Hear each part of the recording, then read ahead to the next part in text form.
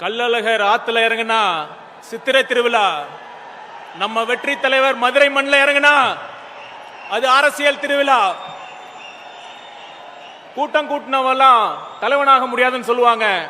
ஆனா இது கூட்டம் இல்ல, இது படை, நம் வெற்றி தலைவரின் போர் படை. இங்க கேட்பது, இங்க கேட்கிற சத்தம் கூச்சல் இல்ல, இந்த சத்தம் போர் முரசு கொட்டும் சத்தம். கேக்குதா சார்? கேக்குதா? என்னெல்லாம் அவதூறு பேசுறீங்க? எங்க தலைவர் கட்சி ஆரம்பிச்சப்ப என்ன கேட்டீங்க? விஜய்க்கெல்லாம் அரசியல் தெரியுமா? அவருக்கு தெரியாதுன்னு சொன்னீங்க. உண்மைதான், உங்க அரசியல் அவருக்கு தெரியாது. ஏன்னா அவருக்கு ஊழல் பண்ண தெரியாது. பொய் வாக்குறுதி கொடுத்து மக்களை நம்ப வச்சு ஏமாத்த தெரியாது.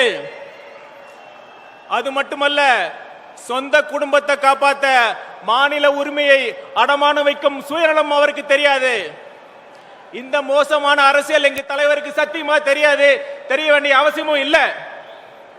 மக்களுக்கு உண்மையா நல்லது பண்ணுங்கிற எண்ணம் இருக்குல்ல, அந்த அரசியல் மட்டும்தான் தெரியும்.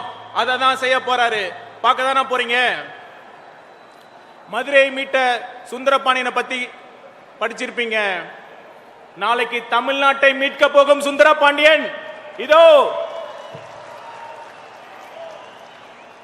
ரொம்ப அடிப்படையான கேள்வி, தமிழ்நாட்டை ஏன் மீட்க வேண்டும்?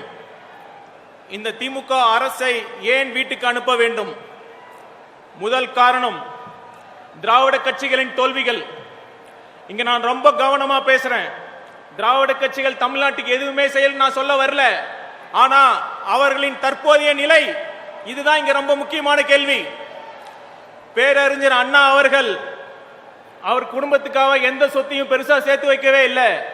இன்னும் சொல்ல போனா அவர் இருக்கும் போது அவருக்கு கடன் தான் இருந்துச்சு. ஆனா இப்ப இருக்கிற அமைச்சர்கள் அப்படிதான் இருக்காங்களா?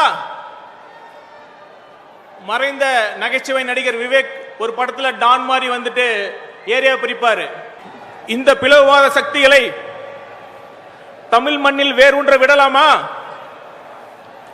இதற்கு திமுகவை நம்பினா கண்டிப்பா நட்டாத்துல தான் விட்டுட்டு போயிடுவாங்க.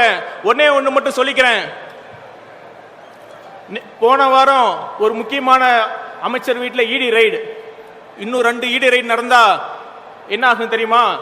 நேத்து கருப்பு பலூன், இன்னைக்கு மோடி வருவது தமிழ்நாட்டுக்கு பெருமை, நாளைக்கு பாஜகவுடன் கூட்டணி ஆட்சி தமிழ்நாட்டுக்கு தேவைன்னு சொன்னாலும் சொல்லுவாங்க.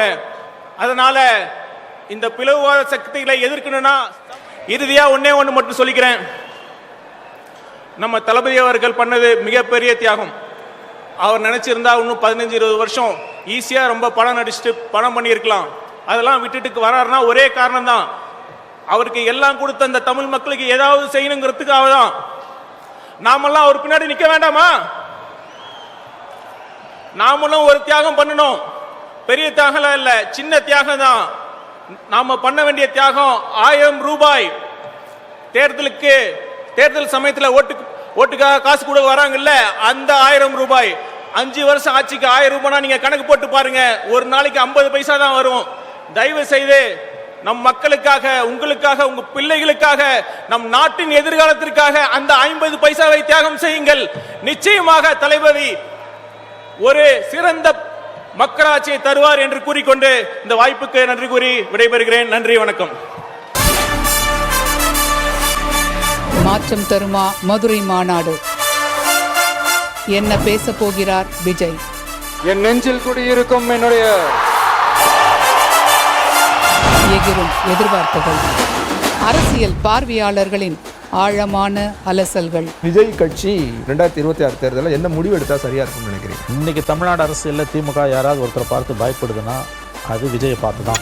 அவர் பேச்சும் தரமா இருக்கும், செயலும் தரமா இருக்கும், சம்பவம் ரொம்ப தரமா. பிரத்யேக நேரலைகள், நொடிக்கு நொடி அப்டேட் களத்திலிருந்து. தமிழ்நாட்டு அரசியலில் புதிய தலைமுறை டிஜிட்டலில் நாள் முழுவதும் மாநாடு 2.0